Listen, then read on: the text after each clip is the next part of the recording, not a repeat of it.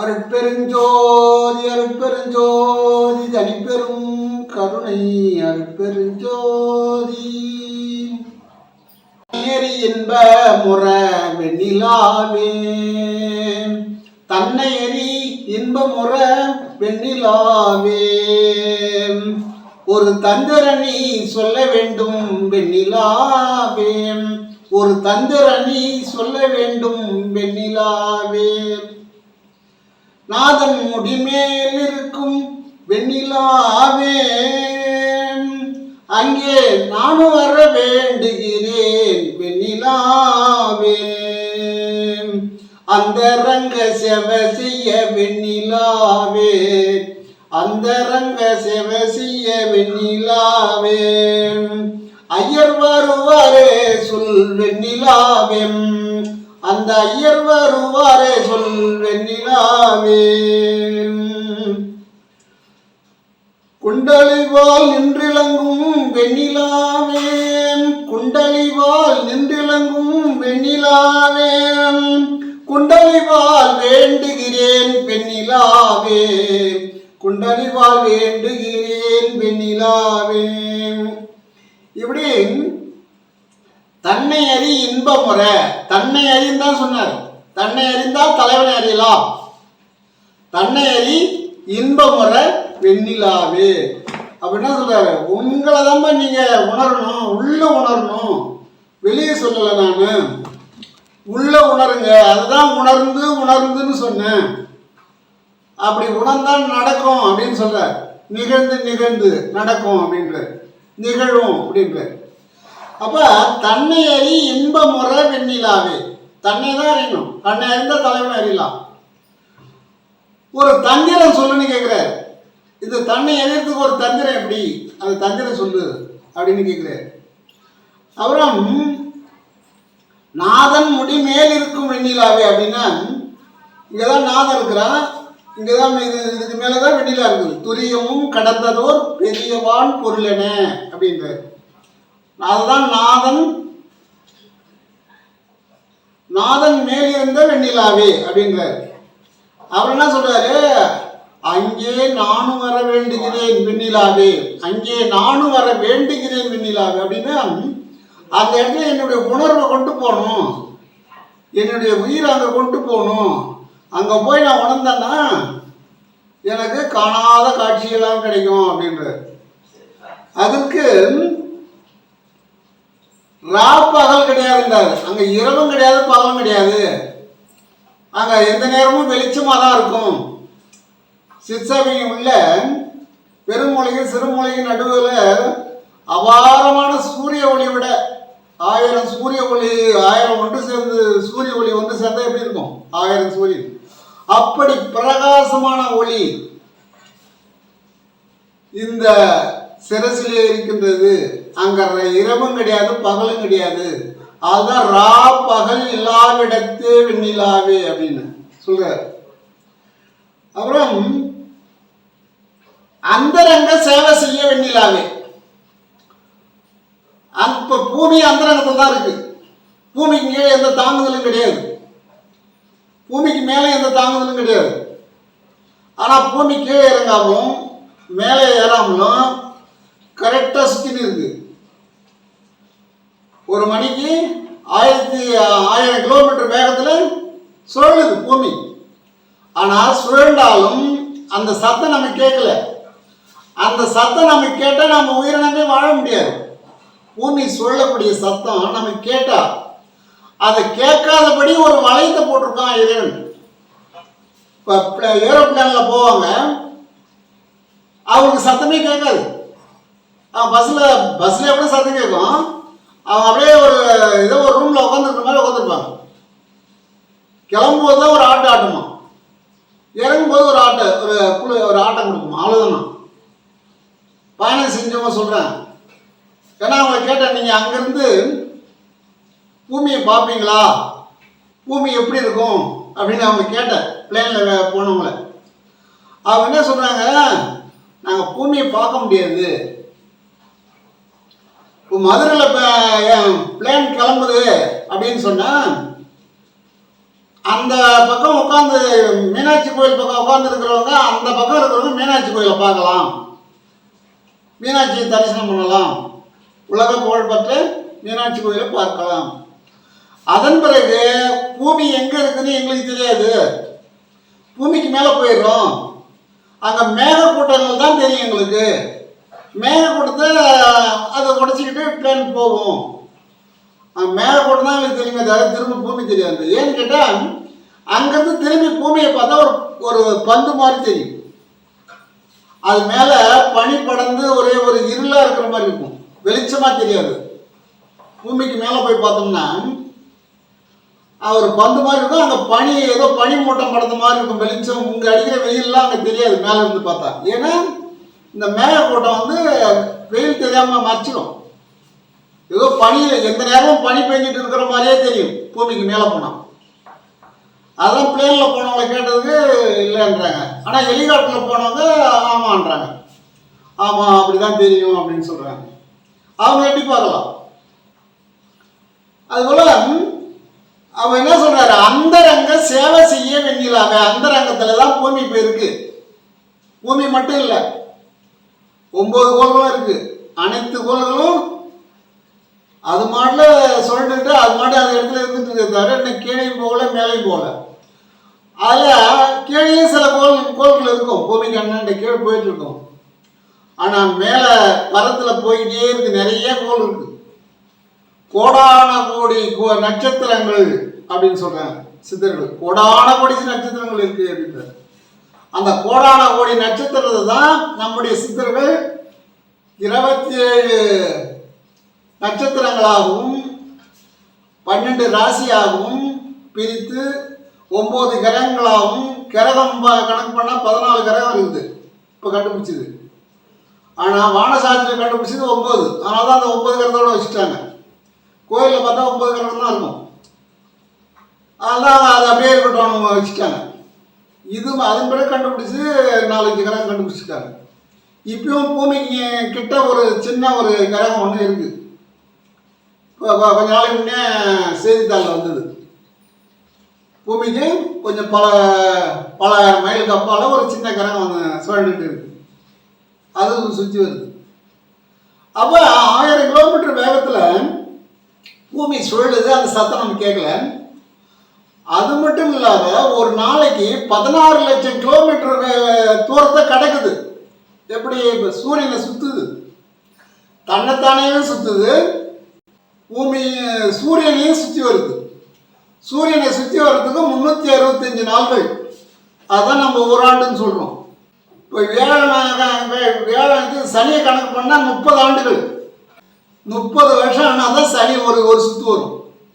அப்போ சனி கிரகத்தில் யாராவது இருந்தாங்கன்னா 30 வருஷம் ஆனால் தான் அவங்களுக்கு ஒரு வயசு. 28 நாளில் சுற்றி வர்றது இருக்கு புதன். அப்போ புதன் யாராவது குடும்பம் வந்தாங்கன்னா 28 நாளில் ஒரு வயசு போயிடும். அதான் சித்தர்கள் என்ன சொல்றாங்க, இந்த வயசுக்கும் இது கிரகத்தை வச்சு வருஷம் கண்டுபிடிச்சு சொன்னாங்க. சராசரி ஒரு மனுஷன் 21,600 முறை மூச்சு விட்டான்னு சொன்னா அவன் 120 ஆண்டுகள் வாழலாம் அப்படின்னு சித்தர்கள் சொல்றாங்க ஒரு நாளைக்கு. அப்போ அந்த மூச்சு காத்து தான் வயசு. அதுக்கு மேலே நம்ம அனுபவிக்கிறான். 21,000க்கு மேலே போயிடுறான். 25,000 மூச்சு காத்து பயன்படுத்துகிறான் ஒரு நாளைக்கு. அதான் 60 வருஷம் 40 வருஷம் 30 வருஷத்துல இறக்குறான். அப்போ காற்றை வந்து சேமிக்கக்கூடிய வழியை கற்றுக்கொள்ளுங்கள். அதான் சித்தர்கள் சொல்றாங்க. அதான் அந்தரங்க சேவை செய்ய வெண்ணிலாவே. அந்த இடத்துக்கு வந்தால் தான் அந்த காற்று நான் இந்த மூச்சு காற்று சேமிக்க முடியும். அந்த உச்சிக்கு உள்நாக்கு மேலே போனால் தான் இந்த காற்றை நான் சேமிக்க முடியும். இந்த காற்றை நுரையீரலுக்கு போகக்கூடிய காற்றை அங்கேயும் போயிட்டுருக்கோம். அதை கொஞ்சம் பாதி தடுப்பான மாதிரி கட்டி அதை தடுத்து மேலே அனுப்புறது தான் நம்முடைய முயற்சி. பயிற்சி நம்ம குருமார்கிட்ட பயிற்சி கற்றுக்கணும், முயற்சி பண்ணணும். நம்ம எவ்வளோ முயற்சி பண்ணுறோமோ அதுக்கு அந்த மாதிரி வெற்றி கிடைக்கும். ஒரு விவசாயி இரவு பகலும் வேலை செய்கிறான், தண்ணி கட்டுறான், கொல்லையிலேயே உழைக்கிறான்னா அதுக்கு அந்த ஊதியம் கிடைக்கும். கொல்லை பக்கமே போகலன்னா அதுக்கு அந்த ஊதியம் கிடைக்கும். கொல்லையே விழாமல் போட்டான்னா அதுக்கு வந்து ஒன்றுமே கிடைக்காது. அதுதான் இது. அதனால் அந்தரங்க சேவை செய்ய வெண்ணிலாவே அங்கே நானும் வர வேண்டுகிறேன் வெண்ணிலாவே அப்படின்ற அவர் என்ன சொல்றாரு, சில பேர் வந்து குண்டலி பால்லாம் சொல்லுன்னு சொல்றாரு, எழுதியிருக்காரு, பாட்டிருக்காரு. குண்டலை பால் நின்று இளங்க வெண்ணிலாவே. குண்டலை பால், அந்த குண்டலை பால்ல நான் நின்று இளங்க வேண்டும், நிற்க வேண்டும். குண்டலை பால் வேண்டுகிறேன் வெண்ணிலாவே என்றார். அங்க நின்று இளங்க வேண்டும், அப்புறம் வேண்டுகிறேன்றார். ஏன்னா அந்த மூலாதாரத்துல இருந்து குண்டலியானது மேலே எழும்பினாதான் உனக்கு வந்து எல்லாமே நடக்கும். அதான் சொல்றாரு, எல்லாம் செயல்கூடும் என் ஆணை அம்பலத்து எல்லாம் வல்லான் தனை ஏத்து. அந்த வல்லம் மட்டும் சொல்லு அப்படின்ற ஆணைன்னு சொல்றாரு, எல்லாமே நடக்கும்ன்றார். அதனாலதான் குண்டலிபால் வேண்டுகிறேன் வெண்ணிலாவே. குண்டலிபால்னா அது வந்து ரொம்ப கஷ்டம் கிடையாது. நேரம் முதுகு தொட்டு நேராக உட்காந்து நீ காலை எப்படி நீட்டிக்கிற, கை நீட்டிக்கிற, எது வேணா வச்சுக்கலாம். ஆனால் முதுகு தொட்டு மட்டும் வளையக்கூடாது. வளைஞ்சிங்கன்னா குண்டலி மேலே ஏறாது. இப்போ முதுகு தொட்டு நேராக இருந்ததுன்னு சொன்னால் மூச்சு காற்று சேமிக்கப்பட்டால் வயசு கூடும், நோய் குறையும். நீண்ட காலமாக போன பிறவிலிருந்து வரக்கூடிய நோயெல்லாம் அதோட இன்றோட விலகிடும். அதை பரிசல் செய்யக்கூடிய இடம் மூலாதாரம், மணிபூரகம். மணிபூரகம் தொப்புளில் சிந்தனை வச்சாலும் எந்த நோயுமே வராது. யாரை சொன்ன கேட்பாங்களா? கேட்கவும் மாட்டாங்க. நல்லது சொன்னால் யாருமே கேட்கவும் மாட்டாங்க. பலரும் சொல்லி பார்த்தாரு, தலையால தண்ணி பிடிச்சாரு, யாரும் கேட்கல, கட்டி கொண்டேன்னு சொல்லிட்டாரு. நீங்களாம் கடத்தேற வேணும்னு சொன்னேன் அப்படின்றார். நீங்களாம் கடத்தேற வேணும், நீங்கள் நோயால் அவதிப்படக்கூடாது, பசியால் அவதிப்படக்கூடாது. நோய் இல்லைன்னா நல்லா சம்பாதிக்க போகிறீங்க, சாப்பிட போகிறீங்க, பசி இருக்காது.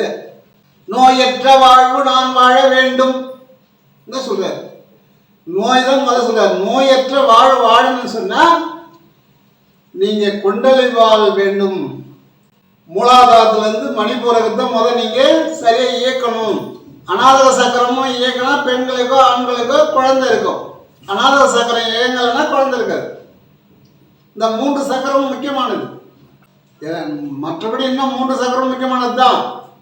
அதில் மிக மிக முக்கியமானது எதுன்னு கேட்டால் தொப்புள் தான். ஏன்னா தொப்புள் வழியாக தான் நமக்கு ஆகாரம் வந்தது. தொப்புள் வழியாக தான் பிராண காற்று வந்தது. தொப்புள் வழியாக வந்த காற்று தான் நம்ம சுவாசிக்கிட்டு இருந்தோம். நாம் ஒரு தண்ணி குட்டையில் தான் இருந்தோம். எப்படி அந்த அந்த பை உள்ள, அதான் அழகடி சொல்லுவார், பையூரிலே இருந்து பாழூரிலே பிறந்து மெய்யூர் போவதென்றே வேதாந்த வீடறியேன் அப்படின்னு என்ன சொல்றாரு. பையூர்ல இருந்தேன், இந்த பாழூர்ல பிறந்தேன், மெய்யூர் எங்க இருக்குன்னு மேல அப்படின்னு சொன்னார். அந்த பையூர்ல இருக்கும்போது எனக்கு அங்கேயே பல சோதனைகள்லாம் வந்தது. அவதிப்பட்டேன், கஷ்டப்பட்டேன், தண்ணி உள்ளதான் இருந்தேன், நீச்சல் அடிச்சுன்னு தான் இருந்தேன். என் கண்ணு பூரா தண்ணி இருந்தது, வாய் பூரா தண்ணி இருந்தது, காதெல்லாம் தண்ணி இருந்தது. ஆனால் அந்த தண்ணி உயிரை கெடுக்காது. அந்த தண்ணி அமுதம்.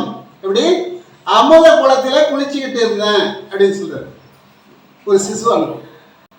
அப்போ நாமெல்லாம் முன்னேற வேண்டும் சொன்னால் வள்ளல் பெருமான் சொன்னபடி செய்தால்தான் முன்னேற முடியும். அவர் என்ன சொல்றாரு, முச்சுடர் ஆதியால் எச்சக உயிரையும் அச்சர காத்தொருள் அற்பெருஞ்சோதி. எப்படி சொல்றாரு? சூரிய சந்திர ஜோதி முச்சுடர், அத அச்சர காத்தருள், ஒரு இமி கூட தவறாம காத்தருள் ரெண்டு இறைவா அப்படின்ற. அப்படி நீ அந்த முச்சுடரை பார்த்தால், நினைந்தால், உணர்ந்தால், தரும் அக அமுதால் சக்தி சத்தர்களை அருளினில் காக்கும் அற்பெருஞ்சோதின்றார். தரும் அக அமுது, அகன்னா உடம்பு. நீ முச்சுடரை பார்க்கும்போது, முச்சுடர் பார்க்க ஆரம்பிச்சிட்டுன்னு சொன்னா இந்த அகத்துல அமுதம் உண்டாகும். அக தரும் அக அமுதால் அமுதம் உண்டாகும். அந்த அமுதம் உண்டானால்தான் சக்தி கிடைக்கும். சத்தர்களை நாம் சமாளிக்க முடியும். சத்தர்களை வள்ளல் பெருமானுக்கு முதல் சத்தர் யாருன்னு கேட்டா ஆறுமுக நாவலர். ஆறுமுக நாவலர் இருக்கும்போதும் தொல்லை கொடுத்தார். வள்ளலார் இருக்கும்போது தொல்லை கொடுத்தார், கேஸ் போட்டார். வள்ளலார் மறைந்த பிறகு அதன் பிறகுதான் ஆறுமுக நாவலர் இறக்குறார். இறக்கும் போது என்ன சொல்ற, வடலூரானை இறைவன் கொன்று விட்டான் அப்படின்னு எழுதுறாரு ஒரு பாட்டில். வடலூரானை இறைவன் கொன்று விட்டான், மறைந்தாரு. கடலூர் இன்னைக்கு அந்த கெஜெட்டில் வந்து வள்ளல் பெருமான் மறைந்தது உண்மைதான் கெஜெட்டில் இருக்கு. அன்றைய கலெக்டர் வந்து அதை பரிசோதனை பண்ணி எழுதி வச்சிருக்காங்க. ஆனால் கூட இருந்த ஒரு நாவலர் ஆறுமுகம் யாழ்ப்பாணத்திலிருந்து வந்தவர். வள்ளல் பெருமான் மறைந்து சில காலம் இங்கே தான் இருக்கிறார் சபையில். ஆனால் அவர் ஒரு வரி எழுதுறார். என்ன எழுதுறாரு, வடலூர் ஆணை இறைவன் கொன்று விட்டான் அப்படின்னு சொல்லலாமா? கூட இருக்கிறாளே எப்படி சொல்லலாமா? கூட இருக்கிறவன் தான் குழி வைப்பான்னு சொல்லுவாங்க. ஆறுமுக நாவலர் இறந்த போது பாடிய பாடல் இறைவனே வள்ளல் பெருமானை கொன்று விட்டான் என்று பாடுகிறார். நாவலர் அவருடைய கையாலே சிவபெருமானை நோக்கி வள்ளல் பெருமான் இறந்ததாக ஒரு பாடலை எழுதுகிறார். இது தகுமா அப்படின்னு கூட இருக்கக்கூடிய தண்டபாணி சாமிகள்னு வள்ளல் பெருமான் கூட இருந்தவர். அவர் சொல்றார், கூட இருந்து எல்லாத்தையும் பார்த்தாரு. அரசாங்கம் சர்டிஃபிகேட் கொடுத்தது, அரசாங்கத்தில் ஜெயிச்சாரு கேஸில். நாவலர் தோல்வி அடைந்தார். நாவலர் இறக்கும் போது ஏன் இப்படி சொன்னார்? அதான் இருந்தும் கிடத்தான் செத்தும் கிடத்தான்னு சொல்றது. ஒருத்தன் இருக்கும்போது கெடுதல் செஞ்சுனே தான் இருப்பான். கெடுதல் செய்கிறாலும் நிறுத்தவே முடியாது, அவன் செஞ்சுட்டு தான் இருப்பான். ஆனால் இறக்கும் போது ஏதாவது கெடுதல் செஞ்சுருவான். அவன் இறக்கும் போது ஏதாவது பிரச்சனையை உண்டு பண்ணிட்டு தான் இருப்பான். ஒருத்தர் பார்த்தா ஒரு ஊரில் இருந்தானோ, அவன் இறக்கும் போது என்ன பண்ணிட்டானா, ஒரு குச்சி சீவி ஆசன வேலை சொல்லிக்கணும். ஒரு சீட்டில் எழுதி வச்சுட்டானா, என் எதிராளி என்னுடைய எதிராளி தான் என்னை கொன்றான் அப்படின்னு. எல்லாம் ஓடிந்து பார்த்தாங்க, அப்பா போய் சேர்ந்தானா, இருந்து எவ்வளோ பேரை கடத்தான் அப்படின்னு இவங்க நிம்மதியாக இருக்கிறாங்க. அப்புறம் அங்கே இருக்கிற சீட்டை எடுத்து படித்து பார்த்தா என்னுடைய எதிராளிகள் தான் என்னை கொண்டார்கள்னு சொல்லிட்டு எதிராளி எத்தனை பேர் அத்தனை பேர் எவ்வளோ பிடிச்சி மதிச்சிட்டாங்க. அதன் பிறகு அதை விசாரணை பண்ணுறாங்க. அது இயற்கையாக நடந்ததா, யார் பண்ணுறாங்கன்னா அப்புறம் கண்டுபிடிக்கிறாங்க. அப்புறம் நிரபராதியாக வந்துடுறாங்க. ஏன்னா வள்ளல் பெருமானில் கேஸ் போட்டார். கேஸ் போட்ட உடனே அவர் நிரபராதின்னு கோர்த்து சொல்லிடுச்சு. அதுபோல் கெடுக்கிறவன் வந்து கடைசியில் அவனை இறக்கும் போது கூட ஒருத்தர் கெடுத்துட்டு தான் இறப்பான். அந்த மாதிரி ஆறுமுக நாவலர் இறக்கும் போதும் சரி நம்ம கேஸ் போட்டோம் நம்மளால் ஜெயிக்க முடியல, இறைவனுடைய அருளால் அவர் ஜெயிச்சார். அவர் சொல்றார், நான் ஜெயிக்கலப்பா, பராபரத்தில் இருக்கக்கூடிய இமைப்பொழுதும் நான் மறவாது இருக்கக்கூடிய நமச்சிவாயந்தான் ஜெயிச்சான், சிவன் தான் ஜெயிச்சு கொடுத்தான், நான் ஜெயிக்கலப்பான்னு சொல்றாரு. அப்படின் போது என்ன பண்ணோம், இறக்கும் போது ஒரு வரி இப்படி எழுதலாமா? இது ராமலிங்க அடிகள் வரலாறு அப்படின்னு சொல்லி ஓரன் அடிகள் எழுதியிருக்கிறார். பக்கம் 674. இந்த பக்கம் வந்து 674 இது இந்த குறிப்பு இருக்கு. ராமலிங்க அடிகள் வரலாறு ஊரன் அடிகள் எழுதினார் அப்படின்னு இருக்கு. எது சொல்றேன்னா, இது போல வந்து ஒரு வார்த்தை வந்து ஆறுமுக நாவலர் எழுதக்கூடாது, தவறு. ஏன்னா அவர் இறக்கும் போதும் பாவத்தை செஞ்சுட்டு போறார், இருக்கும் போதும் பாவத்தை செஞ்சார், இறக்கும் போதும் பாவத்தை செய்ய. ஏன்னா கேட்டால் ஒரு நிரபராஜை போய் குற்றவாளின்னு சொல்லக்கூடாது, அது இறைவனை கொன்றான் அப்படின்னு சொல்லக்கூடாது. அதான் சொல்றாரு, துன்பளித்து அங்கே சுகமளித்து உயிர்களை அன்புடன் காத்தருள் அற்பெருஞ்சோதி அப்படின்றார். ஆனா இறைவன் இடத்துல நீ நெருங்கி போகும்போது துன்பம் நிறைய கிடைக்கும். துன்பளித்து அங்கே அதன் பிறகு அவன் தாங்கிறானான்னு பார்த்து சுகமளித்து உயிர்களை அன்போடு காத்தருள் அருட்பெருஞ்சோதின்னு வள்ளல் பெருமான் சொல்றார். அப்ப அதான் வள்ளுவர் சொன்னார், துன்பவரும் வேலையிலே சிரிங்க. இதை சொல்லி வச்சார் வள்ளுவர் சரிங்கன்னு சொல்லுவோம். வள்ளுவர் சொன்னார், இடுக்கன் வரும்போது நகையேனாரு, துன்பம் வரும்போது எப்படி சிரிக்க முடியும்? அவர் சிரிக்க சொன்னார். இடுக்கன் வரும்போது நகைய அப்படின்னா துன்பம் வந்துட்டு சிரிச்சினே அப்படின்றார். எப்படி சிரிக்க முடியும்? அதான் தும்ப வரும் வேலையிலே சரிங்க, சொல்லி வச்சார் வள்ளுவர் சரிங்க அப்படின்னு பாடினாங்க. அப்புறம் இந்த பிண்டத்தில் இருக்கக்கூடிய துருசு நீங்கணும். இது நீங்கினால் பேருயிர் துருசு நீங்க. நம்ம பேருயிர், நம்ம உயிர் இதே பெரிய அது பேருயிர்னு சொல்றாரு. பிண்ட துரிசையும் பேருயிர் துரிசையும் அண்டர அடக்கும். அப்ப அந்த துருசெல்லாம் நீங்கணும்னா என்ன பண்ணணும்? வாசிதான். வாசியை விட்டா வேற கிடையாது. மூச்சு காத்து தான். மூச்சு காத்த கவனிச்சாக்கா அந்த துருசு நீங்கும். மூச்சு காத்த நீங்க நம்ம கவனிச்சோம்னு சொன்னா நம்ம எந்த பிறவில எவ்வளவு பாவம் செய்தோமோ அது சரியாகும். ஆனால் நோயற்ற வாழ்வு வாழலாம். எங்க? மூச்சு காத்த கவனிச்சா. ஏன்னா அமுதம் உண்டாகும். புகுந்தருணும் இது கண்டீர். என்ன சொல்றாரு? புகுந்தருணும் இது கண்டீர், நம்மவரே நான் தான் உரைக்கின்றேன். நம்மள என்ன சொல்றாரு? நம்மவர், அவரோட நாம் ஒரு ஆள் அப்படின்னு சொல்றாரு. என் சொந்தக்காரன் சொல்றாரு. எங்க புகுந்தரணும்? சிற்சபையில். சிற்சபையில் புகுந்தரணும். நம்மவரே நான் தான் புகழ்கின்றேன். நான் தான் சொல்றேன். யாராவது சொல்றா நீங்க அச்சப்படாதீங்க. என் மொழி ஓர் பொய்மொழி என்று எண்ணாதி. என்ன சொல்றாரு? என்னுடைய மொழி ஒரு பொய்மொழி என்று எண்ணாதி. புகுந்தருணம். இதான் இப்பதான் நம்ம அங்க புகுந்து இருக்கக்கூடிய தருணம். உற்றவரும் பெற்றவரும் பிறரும் உடைமைகளும் உலகியலும் உற்ற துணை என்றோ. உன்னுடைய உற்றவர், உற்றவர்னா ரொம்ப நெருங்கியவர்கள். அண்ணன் தம்பி அக்கா தங்கச்சி அப்பா அம்மா அவங்கெல்லாம் உற்றவர் இல்ல. தம்பியே தான் உற்றவர். பெற்றவரும் உற்றவர் தான். பெற்றவரும் பிறரும் நம்மோடு இருக்கிறவங்களும். உடைமைகள், நிலம் வாங்கி வச்சிருக்கிறோம், நிறைய துணி வாங்கி வச்சிருக்கிறோம், வீடு கட்டிருக்கிறோம். உடைமைகளும் உலகிலும், இந்த உலகமும். இந்த உயிர் போனால் இந்த உலகம் எங்க இருக்கு நமக்கு தெரியாது. நல்ல அண்டத்தை பார்க்குறோம், வானத்தில் என்ன நடக்குதுன்னு பார்க்குறோம், சூரிய சந்திரனை பார்க்குறோம், மேகக்கூட்டத்தை பார்க்குறோம், இரவு நட்சத்திரம் பார்க்குறோம், சந்திரனை பார்க்குறோம், ஆனந்தமாக இருக்கிறோம். ஆனால் அந்த உடம்புல இருக்கிற இந்த உயிரானது வெளிப்பட்டா இதெல்லாம் தெரியாது. உடைமைகளும் உலகியலும் உற்ற துணை என்றோ. உனக்கு இதெல்லாம் துணையே கிடையாது பண்றாரு. இறைவன் ஒரு ஆள் தான் துணைன்றார். அவன் தான் உன்னுடைய பற்று, அந்த அம்பல பற்று. அவன் மிகுந்த சுவை கரும்புன்ற. என்ன சொல்றாரு? மிகுந்த சுவை. கரும்பு சுவைதான் இருக்கும். அந்த கரும்பை விட மிகுந்த சுவை கரும்பு செங்கனி. அப்புறம் அவன்தான் மெய்ப்பொருள். எது மெய்ப்பொருள்? இந்த உடமையெல்லாம் மெய்ப்பொருள் இல்ல. உன் வீடு மெய்ப்பொருள் இல்ல. உன் கூட பிறந்தவங்க மெய்ப்பொருள் இல்ல. தாய் தந்தையார் மெய்ப்பொருள் இல்ல.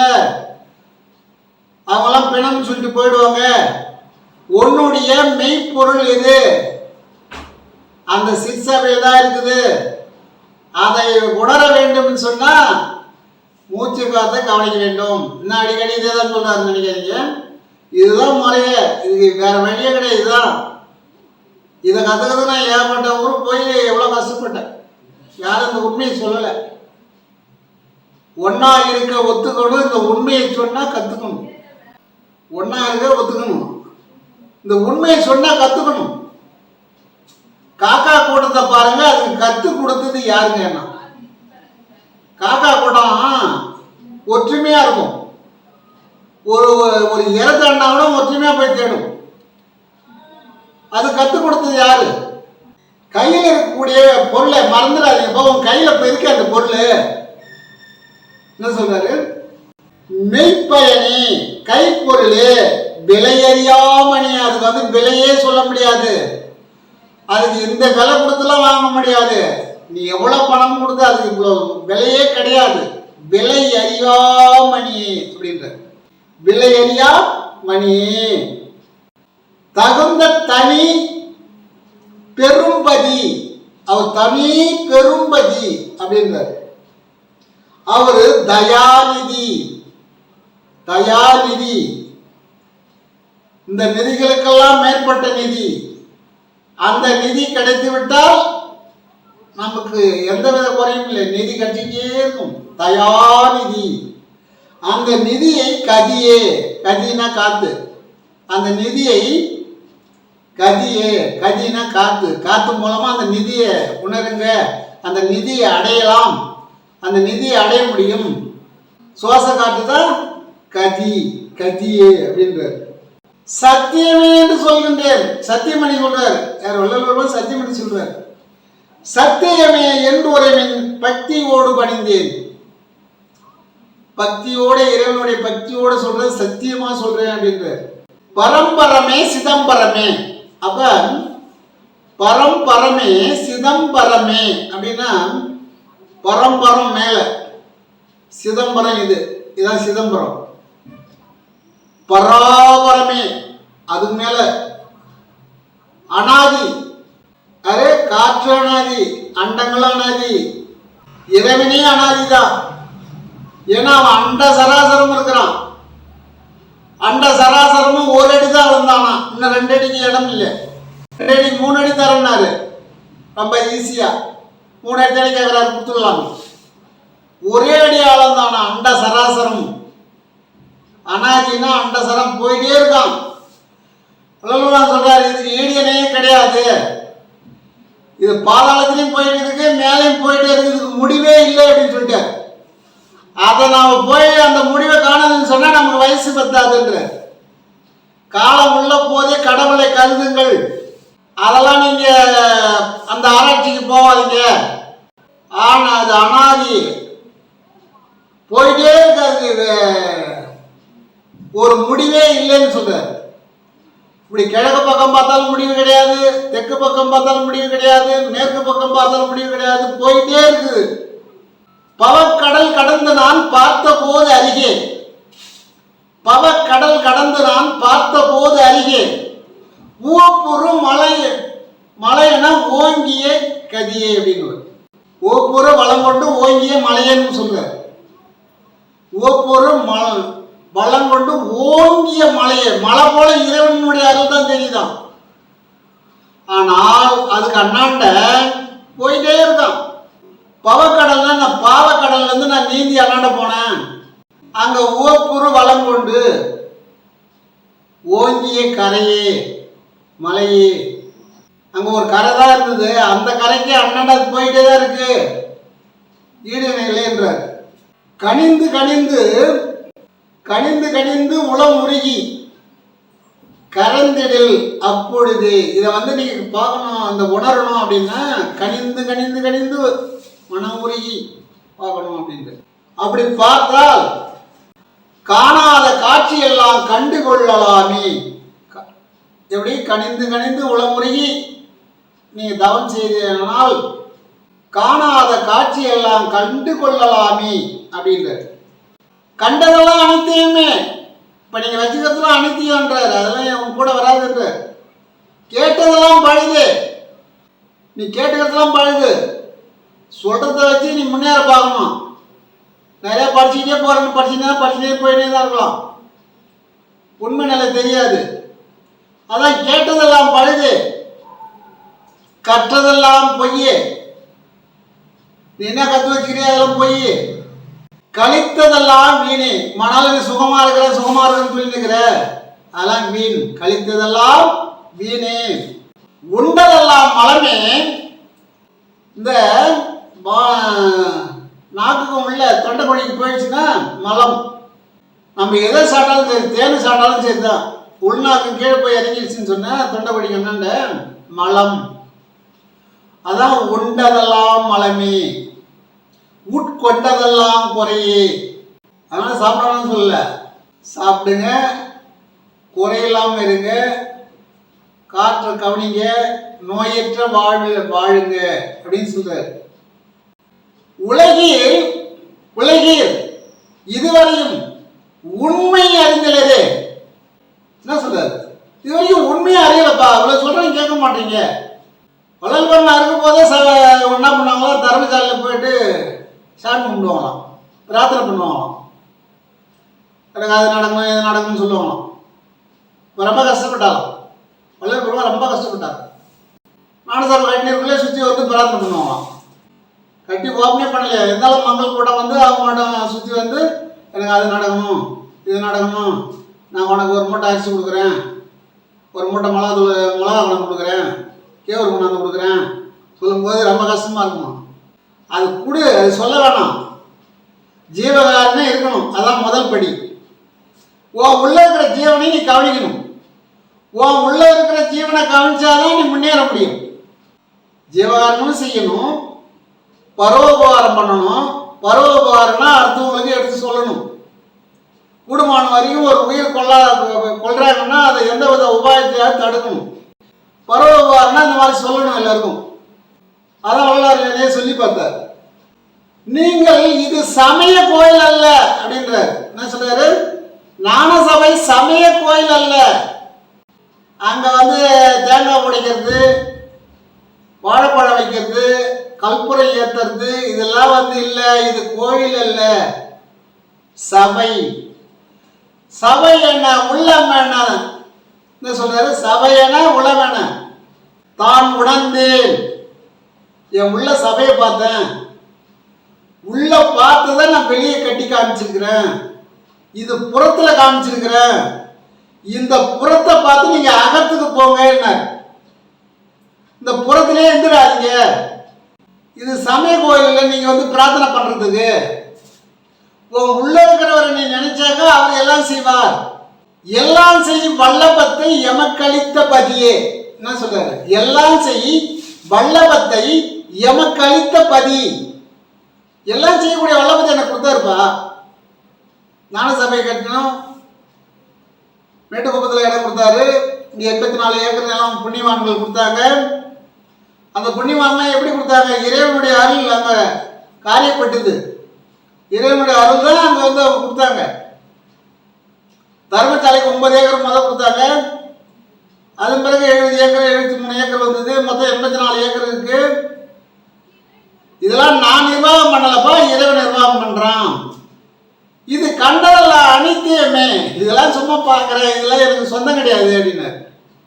அதனால நீங்க நான் போய் அங்கே பிரார்த்தனை பண்றேன், சித்தி விழாவத்தில் பிரார்த்தனை பண்றேன், என்னை நல்லா உள்வாங்கி பார்க்கணும். அவர் வந்து ஞானசரியில் தான் சொல்றாரு, நீங்க உள்முகமாக பாருங்கள். உன்முக செய்வமணி சண்முக துய்வமணி உன்முக செய்வமணியே அப்படின்னு. அப்ப அந்த சைவமணி உண்முகன் பார்த்து 3 சுழின்னு போடுறாரு. ஏன்னா சித்தர்கள் வந்து எழுதத்துல 3 இது இருக்கும். வள்ளல் பெருமான் அருள் சித்தர் மகன் நானே என்றார். சொல்றாரு, அருள் சித்தருடைய மகன் நான் அப்படின்றார். அவரே சொல்றாரு, அருள் சித்தர் மகன் நானே அப்படின்றார். அப்ப அவர் என்ன சொல்றாரு? 3 சுழின்னு போடுறாரு. புரிஞ்சுக்கிட்டோம், புரியாதவங்க கந்த கோட்டத்திலே நிக்கட்டும் அப்படின்றார். இதுதான் கந்த கோட்டம்ன்றார். உள்முகமா பாருன்றார். உள்முக செய்வமணி உண்முக துய்வமணி என்னவார். அப்ப உள்முகமா பாருன்றார். அந்த 3 சுழின்னு தான் நம்ம பார்க்கணும். உள்முகமா பாருன்றார். சபை எதிரில் வந்து நீங்க வந்து கும்பிட்டுட்டு சாமி கும்பிட்டு பூந்து கும்பிடாதீங்க. சபை இங்கதான் இருக்குது. சபை என உளம் என தான் அறிந்து எனக்கு அபயம் அளித்தது ஒரு அற்பெருஞ்சோதி என்றார். அதான் உணர்ந்தவனா எனக்கு எப்படி அபயம் வரும் அப்படின்றார். நீங்களும் அதை உணருங்க. நீரோடையில் நான் குளித்தேன், அது தீர்த்தம் நல்ல தீர்த்தம் தான். ஆனால் அந்த தீர்த்தத்தை நீங்கள் சாப்பிட்டு இருக்காதீங்க. போங்க குளிங்க சாப்பிடுங்க, அது வேற, அது ஒரு தப்பு இல்லை. ஆனால் இங்க மகா தீர்த்தம் இருக்கிறது, அமுதம் இருக்கிறது. இந்த அருள் அமுதம் நான் அருந்த நந்தா மணி விளக்கே நாண நடத்தரசி என் உரிமை நாயகனே. என் உரிமை நாயகங்க தான் இருக்கு. அங்க அருள் அமுதம் கிடைக்க இந்த அமுதம் வந்தா உடம்பழியாது, உயிர் அழியாது. வேறு ஒரு அமுதம், கண்ணீர் ஒரு அமுதம், சிறுநீர் ஒரு அமுதம், உமிழ்நீர் ஒரு அமுதம். இப்போ வேர்வையை அப்படி தொடச்சி கீழே போட்டீங்கன்னா அதில் உண்ணி உண்டாகும். அப்போ அதில் வேர்வுள்ள ஒரு உயிர் அணுக்கள் இருக்கு. நம்ம வேர்வை இருக்கு, அதில் ஒரு உயிர் இருக்கு, உண்ணி உண்டாகுமா. அந்த வேர்வையால் தான் பேர் உண்டாகுமா தலையில. யாருக்கெல்லாம் நிறைய வேர்வை உண்டாகுதோ அவங்க பேர் இருந்துகிட்டே இருக்கும். இப்படி அமுதங்கள் இங்க இருக்க, நீ ஒரு அமுதத்தை வெளியில் ஏன் தேடுகிறீர்கள்? வெளி அமுதம் எல்லாம் புற அமுதம்ன்ற. காசிக்கு போய் குளிக்கிறோம், காசிக்கு போனால் நம்ம கர்மம் தீராது. கர்மம் தீரக்கூடிய இடம் மூலாதாரம். மூலாதாரத்தில் மூன்றுடன் கனலை காலால் இழுப்பி காண்போம் கருத்தினை அப்படின்னாங்க. காலுன்னா என்ன? காத்து. அந்த காற்றை வச்சு தான் அதை எழுப்பணுன்றாங்க. ஒரு அடுப்பு இருக்குது, விறகடுப்பு. இப்போ விறகடுப்பு எங்கேயும் இல்லை, கிராமத்தில் தான் கொஞ்சம் கொஞ்சம் இருக்குது. அவங்க என்ன பண்ணுவாங்க, அந்த அடுப்பு எரியலைன்னா ஊதுவாங்க, ஊதுவாங்க. அப்படி ஊதும் போது நெருப்பு எரியும். அவங்க ஊத ஊத நெருப்பு உடனே எரிய ஆரம்பிக்கும். அடுப்பு ஊதி விடுறா அப்படின்வாங்க. அது ஒரு குழல் வச்சுருப்பாங்க, அது வழியாக ஊதுவாங்க. அது ஊதாங்குழல்னு சொல்லுவாங்க. பூன்னு ஊதுவாங்க. அந்த மாதிரி ஊதுனவங்களாம் ஆற்று ப்ராப்ளம் கிடையாது. ஏன்னா ஆற்றுல இருந்த கார்பன் டை ஆக்சைடு விஷக்காற்று உடலில் இருந்த விஷக்காற்றுலாம் வெளியேறி போச்சு. அமில முளக அரைச்சவங்களுக்கு ஆற்று ப்ராப்ளம் கிடையாது, நுரையீரல் ப்ராப்ளம் கிடையாது, அடுப்பு ஓதுறவங்களுக்கு கிடையாது. அதுபோல மூலாதாரத்தில் மூன்றுடன் கனலை காலால் எழுப்பு காத்தால ஊதுங்கயான்றார். அதான் ஒரு சித்தர் மகான் சொல்லுவார், நல்லா ஊதுங்க நல்லா ஊதுங்கன்னுவார். அதுக்காக வேகமாக ஊத வேண்டியதில்லை. வள்ளல் சொல்வார், மெல்லன துதித்தல் வேண்டும். இறைவனை எங்க துதிக்க சொல்றாரு? உள்ள மெல்லன. அந்த காற்றை கஷ்டப்படுத்தாதீங்க, அதை கஷ்டப்படுத்தினா உங்களை நஷ்டப்படுத்திடும். அதை மெல்லன துதிங்க, மெல்ல துதிங்க அப்படின்னாரு. இப்போ கொஞ்சம் புதுசாக போகிறவங்க என்ன பண்ணுறாங்கன்னு கேட்டால், எல்லா கோயிலையும் பிரார்த்தனை வைக்கிற மாதிரி அங்கேயும் பிரார்த்தனை பண்ணிட்டு வராங்க. அதை கூட வரவங்களும் சொல்கிறாங்க, ஆமாம் நான் வந்தேன், நான் அந்த பிரார்த்தனை வச்சா நடந்து சொல்கிறாங்க.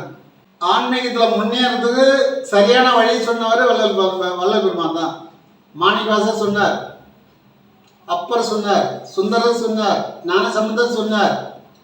சாப்பாட்டை போட்டு சொன்னவர் இவர் தான். அவங்களாம் பசியோட சொன்னாங்க. இவங்க யாரும் கேட்கல. பசியோட யாரும் கேட்பாங்க? சாப்பிட்ட பிறகு கேட்க ஆரம்பித்தாங்க. சாப்பாட்டை போட்டு சொன்னவர் இவர் தான். சாப்பாட்டை போட்டு சொன்னதுனால தான் இன்றைக்கி எல்லோரும் அதை கேட்குறாங்க. உலகம் பூரா அருட்பா படிக்கிறாங்க. இங்கிலீஷில் அப்பா எழுதி படிச்சுட்டு இருக்காங்க வெளிநாட்டில்.